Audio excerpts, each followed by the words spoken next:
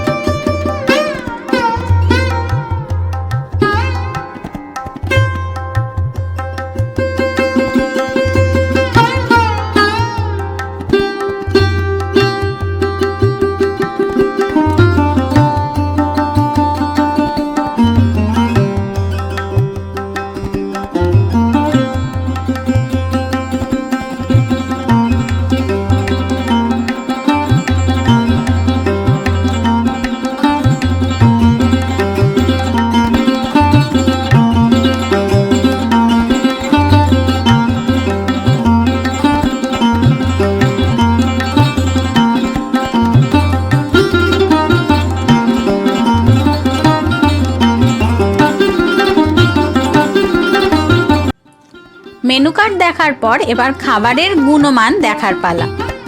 Starter হিসেবে প্রথমে order করেছিলাম ভোজ স্পেশাল গন্ধরাজ চিকেন ফ্রাই। দাম ছিল 280 টাকা। দেখতে বেশ টেম্পটিং, ওপরে ধনেপাতা কুচি, চিলি ফ্লেক্স ছড়ানো। ক্রিস্পি চিকেন স্ট্রিপসগুলোকে ভালো করে সসে টস করা, বেশ ট্যাঙ্গি স্পাইসি, দারুণ খেতে। মুচমুচে ব্যাপারটাও ছিল, আর পরিমাণেও বেশ অনেকটা ছিল। কোয়ালিটি এবং কোয়ান্টিটি ফুললি স্যাটিসফাইড, আর খেতেও বেশ মুচমুচে ছিল। গরম গরম সার্ভ করা হয়েছিল, খেতে বেশ ভালো লাগছিল। গন্ধরাজের ফ্লেভারটা এর মধ্যে ভালোভাবে ছিল, আর ছোট ছোট স্ট্রিপসগুলো খেতে খুবই ভালো ছিল।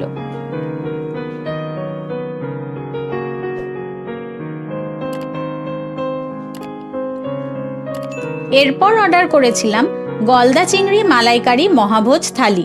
এটা শেয়ারেবল।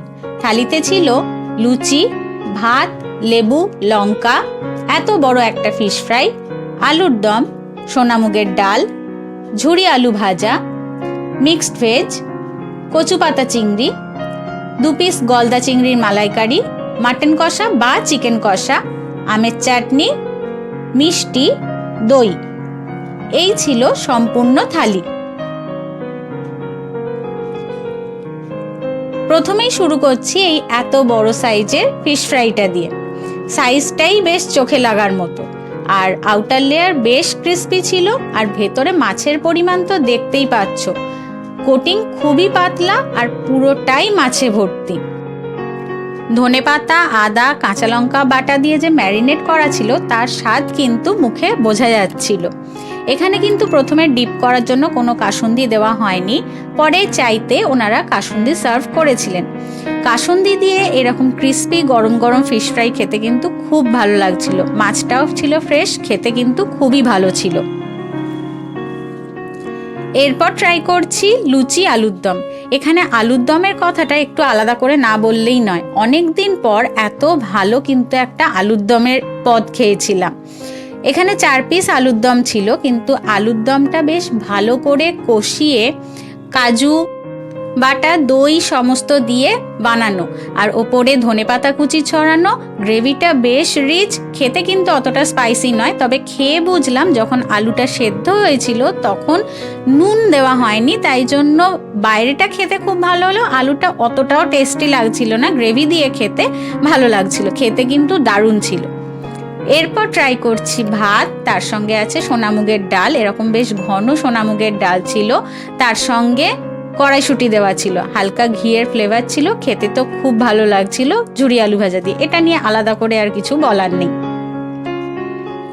এরপর ছিল মিক্সড ভেজ।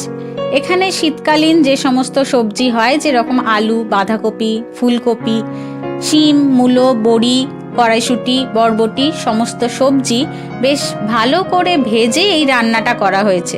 বেশ অন্যরকম খেতে, ভালোই লাগছিল খেতে।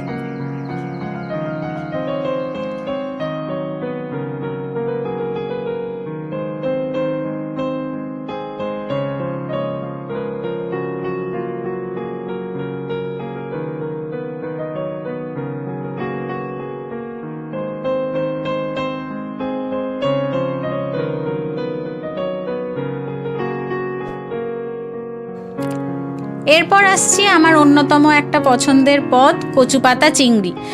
বাটিটা ছোট হলে কি হবে, বাটিটায় কিন্তু দুজনের জন্য সাফিসিয়েন্ট কোয়ান্টিটি দেওয়া ছিল, আর এইখানে প্রচুর পরিমাণে চিংড়ি মাছ দেখা গেছে, আর খেতে তো দারুণ। খাবার টেস্ট নিয়ে কোনো কথা হবে না।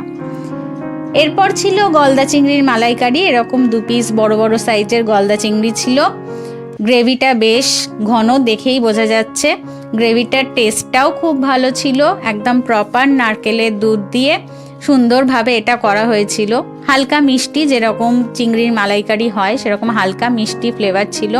চিংড়ি মাছের খোসা ছাড়াতে যেটা প্রধানত অসুবিধা হয়, এখানে সেরকম অসুবিধা কিন্তু হয়নি। মাছটা ওয়েল কুকড ছিল, ফ্রেশ ছিল, খেতে কিন্তু দারুণ ছিল, আর মাছটা বেশ সফটও ছিল, খেতে দারুণ লেগেছে। এটার স্বাদ একটু মিষ্টি মিষ্টি হয়, কিন্তু সমস্ত মশলা দিয়ে খুব সুন্দর করে রান্না করা ছিল। এরপরে ছিল মাটন কষা, চিকেন কষার মধ্যে অপশন। মাটন কষা নিয়ে এখানে চিকেন কষাই নিয়েছিলাম, দামটা একই ছিল। ওপরে পেঁয়াজ কুচি দিয়ে যে বারিস্তা করা সেইটা দেওয়া ছিল। এখানে গ্রেভিটাও বেশ ঘন ছিল। এখানে গ্রেভিগুলো দেখতে যতটা ঘন, খেতে কিন্তু অতটাও স্পাইসি হয় না। খেতে খুবই ভালো হয়, যে খুব বেশি ঝাল সেরকম না, কিন্তু খেতে খুবই ভালো। তার সঙ্গে ট্রাই করেছিলাম বাসন্তী পোলাও, একদম ভরে ভরে কাজু কিশমিশ দেওয়া ছিল, হালকা মিষ্টি মিষ্টি বাসন্তী পোলাও, তার সঙ্গে এরকম স্পাইসি একটা চিকেন কষা, দারুণ লাগছিল খেতে। এরকম একটা লেগ পিস দেওয়া হয়েছিল, আর একটা পিসও বেশ বড় সাইজের দেওয়া হয়েছিল। চিকেনটা ওয়েল কুক, খুব ভালো রান্না হয়েছে, সমস্ত মশলার পারফেক্ট ব্যালেন্স, খেতে খুবই ভালো ছিল। শেষ পাতে ছিল আমের চাটনি। এখানে কিন্তু কোনো পাঁপড় দেওয়া হয়নি, আর আমের চাটনিটা এই কাঁসার বাটিতে দেওয়ার ফলে এবং অনেকক্ষণ পরে খাওয়ার ফলে একটু তলার দিকটা কেমন কষা কষা মতো খেতে লাগছিল, এটা একটা এখানে নেগেটিভ পয়েন্ট লাগলো। আর শেষ পাতে ছিল দই আর মিষ্টি। এখানে এরকম ভাঁড়ে বসানো মিষ্টি দই দেওয়া হয়েছিল। দই তো যেরকম খেতে হয় সেরকমই, এটা নিয়ে আলাদা করে কিছু বলার নেই। আর শেষ পাতে ছিল মিষ্টি। সেদিনের মিষ্টিতে ছিল গোলাপ জামুন না, এটা কিন্তু পান্তুয়া ছিল। এটাও নর্মালি সফট, যেরকম খেতে হয় সেরকমই। এই ছিল এইখানের ভোজ কোম্পানির দক্ষিণ কলকাতার যে আউটলেট, সেখানের ওভারঅল ফুড রিভিউ। তোমাদের কেমন লাগলো সেটা তোমরা কমেন্ট করে জানিও। ভিডিওটা ভালো লাগলে একটা লাইক করে চ্যানেলটা সাবস্ক্রাইব করে রেখো। আজকের ভিডিও এই পর্যন্তই, শেষে বিলটাও অ্যাটাচ করে দিলাম, দেখে নিও। Thank you.